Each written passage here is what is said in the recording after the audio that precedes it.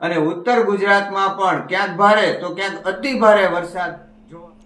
રાજકોટની વાત કરીએ તો ભાઈ બહેનનો પવિત્ર તહેવાર એટલે રક્ષાબંધન આવતીકાલે છે અને સાથે બહેનો આ તહેવારની આતુરતાપૂર્વક રાહ જોતી હોય છે। ત્યારે રક્ષાબંધનના પવિત્ર તહેવારને ધ્યાને રાખી રાજકોટ મહાનગરપાલિકા દ્વારા એક મહત્વનો નિર્ણય લેવામાં આવ્યો છે। આ તકે વાત કરીએ તો રક્ષાબંધન પવિત્ર તહેવારને ધ્યાને રાખી રાજકોટ મહાનગરપાલિકા દ્વારા બહેનોને તેના ભાઈઓ રાખડી બાંધવા જતા સમયે કોઈ હાલાકી કે અગવડતાનો સામનો ન કરવો પડે તે માટે બહેનો માટે એક દિવસીય રાજકોટ મનપા સંચાલિત સિટી બસની ફ્રી સેવાનો નિર્ણય લેવામાં આવ્યો છે અને નિર્ણય મુખ્ય ઉદ્દેશ્ય એ છે કે કોઈ લોકો બહેનો બહારગામથી અથવા તો શહેરમાં રહેતી મહિલાઓ તેના ભાઈને રાખડી બાંધવા જતા સમયે ખોટા રિક્ષા ભાડાથી કે બસ ભાડાથી પૈસાનો વ્યય ન થાય અને બહેનોએ તેના ભાઈને સમયસર રાખડી બાંધવા પહોંચી શકે તેવા હેતુથી આ નિર્ણય લેવામાં આવ્યો છે।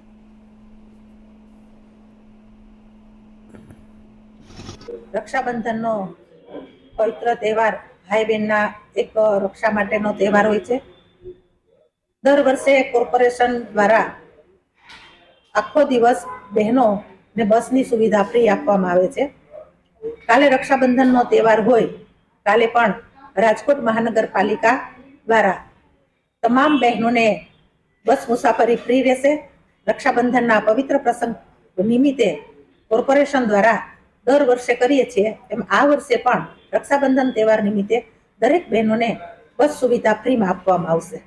રક્ષાબંધન સિવાયના પણ જે ભાઈ બહેનના તહેવાર હોય છે, ભાઈ બીજ હોય છે કે મહિલા દિવસ હોય છે, ત્યારે પણ બસની સુવિધા ફ્રી આપવામાં આવે છે। શું કારણ છે?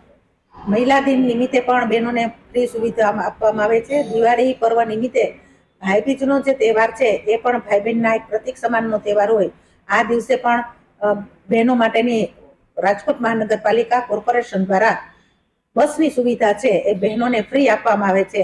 એટલે રક્ષાબંધન, મહિલા દિન અને ભાઈ બીજના દિવસે આ ત્રણ દિવસના ભાઈ બહેનોના તહેવાર નિમિત્તે રાજકોટ મહાનગરપાલિકા દ્વારા બસ સુવિધા